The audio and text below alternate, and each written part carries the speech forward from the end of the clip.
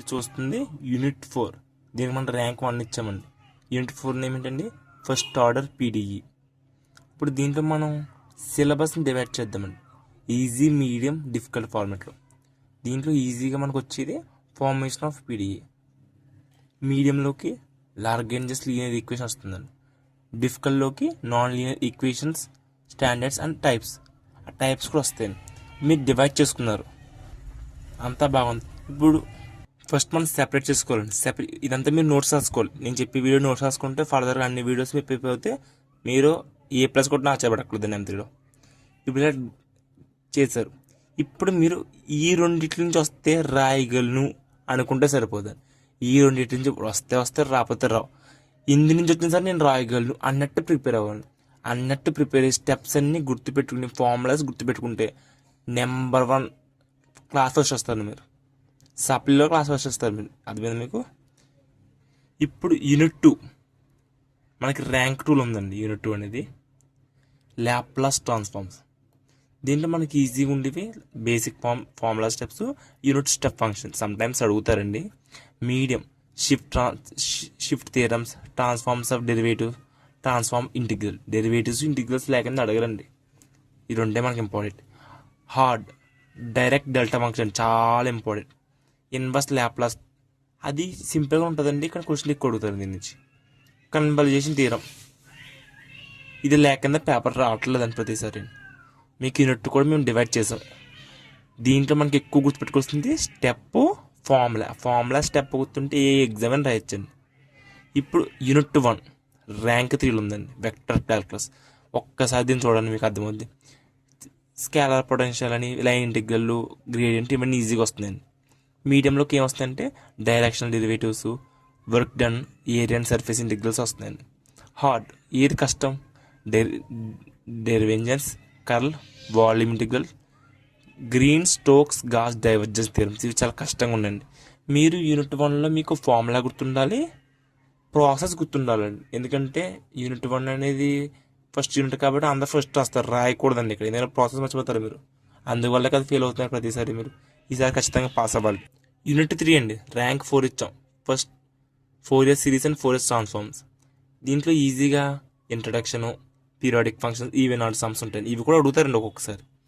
మీడియంలోకి Fourier series of periodic function, change of intervals మారుతాం, half range cosine and sine series అండి. Difficult Fourier integral theorem, Fourier series and cosine integrals అని చాలా డిఫికల్ట్గా ఉన్నాయండి దీంట్లో. Last unit last rank second order PDE. దీంట్లో ఈజీగా basic sums ఉంటాయండి, ఇవి అడగట్లేదండి. రైట్ ఆర్హెచ్ఎస్ టైప్ ప్రాబ్లమ్స్ను sine x plus b y, cos x plus b y sometimes అడుగుతున్నారు. ఇవే అడుగుతాయండి hard questions. Methods of separate variables, wave equation, heat equation, 2 dimension Laplace equation. ఇవి కొంచెం కష్టంగా ఉన్నాయండి. ఇప్పుడు మీకు ఈ వీడియో చూసి మీకు అర్థం వస్తుంది ఏంటంటే ప్రతి యూనిట్ మనం డివైడ్ చేసాం topic wise, hard level wise. 100 మీరు ఫస్ట్ 2 టైప్స్ నుంచి, అది ఈజీ మీడియం నుంచి వస్తే రాయగలరండి. కానీ డిఫికల్ట్ నుంచి వస్తే రాయలేకపోతున్నారు. కానీ మీరు డిఫికల్ట్నే ఫోకస్ చేయాలి, ఎందుకంటే ఎగ్జామ్ కూడా డిఫికల్ట్గా అడుగుతారు. కాబట్టి మీరు ఈజీ సమ్స్ ప్రిపేర్ అవ్వాలండి, ఎందుకంటే అప్పుడే మనకు లెసన్ అర్థమవుతుందండి. మీడియం సమ్స్ ఇవి మనకి ఒక 40 ఆఫ్ మార్క్స్ వస్తాకి హెల్ప్ చేస్తాయండి, అంటే కొన్ని క్వశ్చన్లు వస్తాయి. Last and final hard and మీరు 100% ప్రిపేర్ అవ్వాలి. పాస్ అవ్వాలంటే హార్డ్ సమ్స్ అనేది ప్రిపేర్ అవ్వాలి, ఎందుకంటే కష్టమైతే ఏమున్నాయో దాన్ని అడుగుతున్నారండి. సింపుల్ ఎవరు అడగరు కదండి. అందుకో మీకు కష్టంగా ఉన్నదని మానే కింద ప్రిపేర్ అవ్వండి. దీని నుంచి అడుగుతారు. మీకు మొత్తం క్లారిటీ వచ్చింది. ర్యాంకింగ్ ఏంటి, ర్యాంకింగ్ మళ్ళీ ఒక్కసారి చూపిస్తుంది చూడండి. First order PDE, Laplace transforms, vector calculus, Fourier series and Fourier transforms, second order PDE and application. మీకు ర్యాంకింగ్ అర్థమైంది. టాపిక్స్ సిలబస్ మొత్తం డివైడ్ చేస్తారు. ఒక్క 20-30 రోజు బుక్ పెట్టుకుని ఇట్లా మీరు కానీ ఒక నోట్స్ రాయగలిగితే ఈరోజు ఈవినింగ్, టుమారో ఈవినింగ్ 2 డేస్లో మీరు రాసుకుంటే మీకు ఒక ఐడియా వస్తుంది. ముందు వీడియో పెట్టాను నేను, ఎగ్జామ్ పేపర్ ఎలా రాయాలి, ఎలా ఇంప్రెస్ చేయాలని. ఇప్పుడు నేను సెకండ్ చెప్తుంది సిలబస్ అండ్ డిఫికల్టీ. నెక్స్ట్ నా వీడియో ఇది వస్తుంది. అంటే ఫస్ట్ మనం అనుకున్న ఫస్ట్ ఆర్డర్ పీడిఈ నుంచి ఫార్మేషన్ ఆఫ్ పీడిఏ వీడియో వస్తుంది. అలా నేను నేనైతే ఏమనుకుంటున్నాను అండి, ప్రతి యూనిట్కి 3 వీడియోస్ చేద్దాం అనుకుంటున్నాను. 3 లెవెల్స్ ఉంటే 3 video, first video, second video, third video, fourth video, fifth video, sixth video, seventh video, eighth video, ninth video, 10th video, 11th video, 12th video, 13th, 14th, 15th. ఇప్పుడు మీరు చూస్తున్న ఒక వీడియో, దీంతో 16th అండి. ప్రీవియస్గా నేను ఒక వీడియో చేశాను, పేపర్ అనేది ఎలా రాయాలి, ఎలాగా ఎగ్జామ్ అనేది ఇంప్రెస్ చేయాలి, అది 17th అండి. నేను 3 అయితే మోడల్ పేపర్ ఎక్స్ప్లెనేషన్ చేద్దాం అనుకున్నాను. మొత్తం 20 వీడియోస్ చేస్తాను. ఈ 20 వీడియోస్ కానీ మీరు చూడగలిగితే మీకు 70కి 24 వస్తాయి అని అనుకుంటున్నాను నేను. ఎందుకంటే చూస్తే రావండి, చూసి ప్రిపేర్ అవుతే వస్తాయి. See plus understand plus practice plus write exam. ఈ 4 స్టెప్స్ కానీ మీరు చేస్తే 24 వస్తాయండి.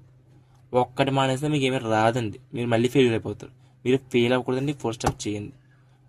నా దగ్గర ఇంకా బోల్డ్ కంటెంట్ ఉందండి. ఈ కంటెంట్ అంతా మీకు రావాలంటే ఛానల్ సబ్స్క్రైబ్ చేసుకోండి, కొత్తగా చూసేవాళ్ళు. పాత వాళ్ళు అయితే లైక్ చేయండి, కొత్త వాళ్ళు అది మీ ఇష్టం. ఇంకా ఫర్దర్గా చూసి నచ్చితే లైక్ చేయండి. బాయ్ అండి. హలో, ఈరోజు మనం ఎంత స్టార్ట్ చేస్తున్నామండి. ఇన్నాళ్ళు మీరు చదివిన పద్ధతిని ఆపేయండి. ఈసారి ఈ పద్ధతిని ఫాలో అవ్వండి, మీరు పాస్ అవ్వడానికి ఛాన్స్ ఉంటుంది. ఫాలోతో అయిపోతుంది, ఫాలోతో పాటు మీరు వర్కౌట్ చేయండి. అసలు ఓవరాల్ యూనిట్ డిఫికల్టీ ర్యాంకింగ్ మీరు వినాలనుకుంటుంది వేరండి. First easiest lesson 4 years order PD అండి, అందరూ ఇది అనుకుంటారు కదండి.